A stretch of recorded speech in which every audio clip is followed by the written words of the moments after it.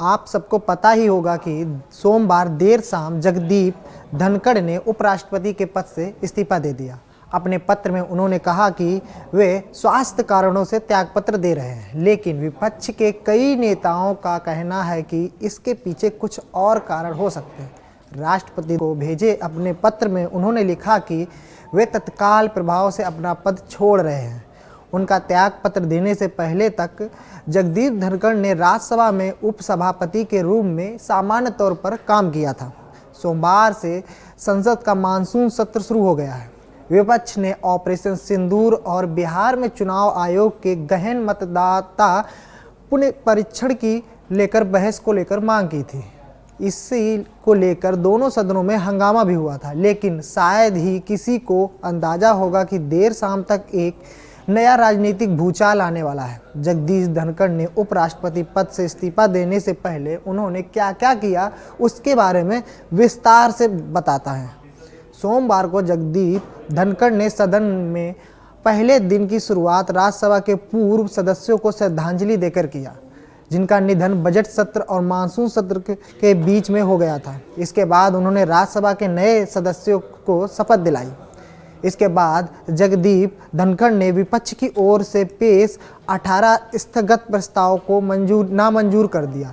इन प्रस्तावों में पहलगाम हमला, ऑपरेशन सिंदूर और बिहार में मतदान सूची की समीक्षा पर बहस की मांग की गई थी, लेकिन जगदीप धनखड़ ने इन सभी प्रस्तावों को खारिज कर दिया। इसके बाद विपक्ष ने हंगामा किया और सदन की कार्रवाई स्थगित करनी पड़ी। लंच के बाद सदन की कार्रवाई जब शुरू हुई तो विपक्ष की अगुवाई में जस्टिस यशवंत वर्मा के खिलाफ महाभियोग का प्रस्ताव पेश किया गया।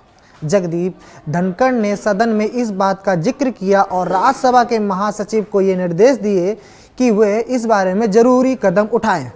जस्टिस यशवंत वर्मा पर आरोप है कि नई दिल्ली स्थित उनके आधिकारिक निवास से भारी मात्रा में नकदी मिली थी। 14 मार्च को उनके निवास के एक स्टोर रूम में आग लगी थी, जहां कथित तौर पर उनके घर से बड़ी मात्रा में कैश मिला था। उस समय वह दिल्ली हाई कोर्ट में जज थे। फिलहाल वह इलाहाबाद हाई कोर्ट में जज हैं। राज्यसभा की तरह लोकसभा में भी जस्टिस वर्मा के खिलाफ महाअभियोग प्रस्ताव पेश हुआ। लोकसभा में यह प्रस्ताव सत्ताधारी गठबंधन की ओर से लाया गया।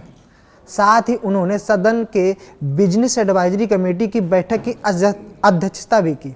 दोपहर 2:53 पर प्रेस सूचना ब्यूरो यानी PIB की ओर से एक प्रेस विज्ञप्ति जारी की गई, जिसमें कहा गया कि बुधवार को जगदीप धनखड़ एक दिन के लिए जयपुर दौरे पर जाएंगे। विज्ञप्ति में कहा गया, भारत के उपराष्ट्रपति श्री जगदीप धनखड़ 23 जुलाई 2025 को एक दिवसीय दौरे पर जयपुर राजस्थान जाएंगे। अपनी यात्रा के दौरान उपराष्ट्रपति जयपुर के रामबाग पैलेस में confederation of real estate developers association of India के राजस्थान के नए निर्वाचित समिति के सदस्यों के साथ बातचीत करेंगे। लेकिन फिर बाद में सबको चौंकाते हुए जगदीप धनखड़ ने उपराष्ट्रपति पद से इस्तीफा दे दिया। राष्ट्रपति को भेजे अपने इस्तीफे में उन्होंने लिखा, राष्ट्रपति जी, स्वास्थ्य देखभाल को प्राथमिकता देने और चिकित्सकीय सलाह का पालन करने के लिए मैं संविधान के अनुच्छेद 67 का के तहत तत्काल प्रभाव से भारत के उपराष्ट्रपति पद से इस्तीफा देता हूं।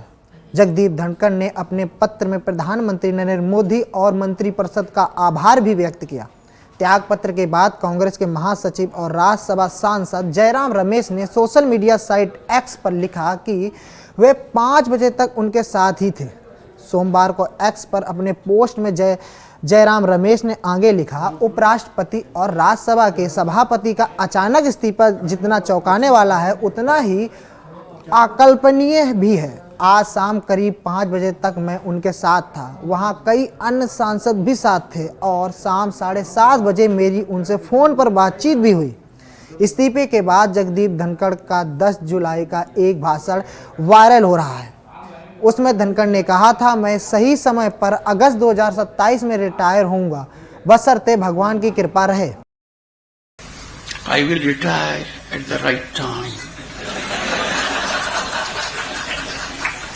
August 2027, subject to divine intervention.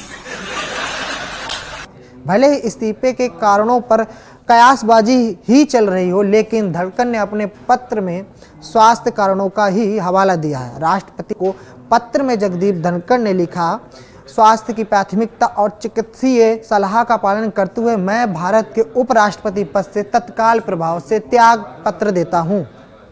इसके साथ ही उन्होंने राष्ट्रपति को उनके सहयोग और सौहार्दपूर्ण संबंध के लिए धन्यवाद दिया और प्रधानमंत्री मंत्रिपरिषद को भी उनके सहयोग और मार्गदर्शन के लिए आभार व्यक्त किया।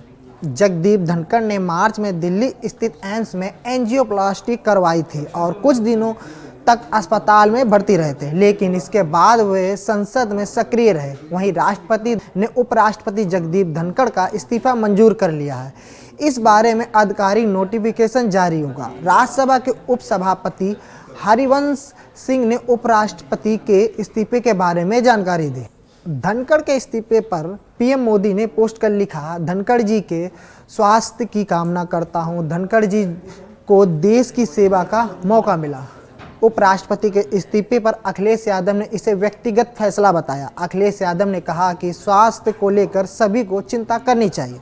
वहीं जब जगदीप धनखड़ ने उप राष्ट्रपति पद से इस्तीफा देने की वजह स्वास्थ्य को बताया, लेकिन विपक्ष इसे मानने को तैयार नहीं है। कांग्रेस सांसद इमरान मसूद का कहना है कि कुछ तो राज है जिसकी पर्दादारी चल रही है। वहीं कांग्रेस अध्यक्ष मल्लिकार्जुन खड़गे का कहना है कि जगदीप धनखड़ के उपराष्ट्रपति पद से इस्तीफे देने में हमारा कोई वास्ता नहीं है, यह उनका अपना फैसला है। आपको बता दें कि जगदीप धनखड़ 16 जुलाई 2022 को एनडीए की ओर से राष्ट्रपति पद के उम्मीदवार बने थे। इस्तीफे की बात है तो जो हम लोगों को जानकारी मिली है स्वास्थ्य को लेकर के, तो इसमें हम लोग क्या बोल सकते हैं, किसी का व्यक्तिगत फैसला है और स्वास्थ्य को लेकर के है, तो क्या राजनीति के मायने निकालें इसमें? कुछ तो राज है जिसकी पर्दादारी है और इसमें किस किस की हिस्सेदारी है अभी ये पता चलना बाकी है।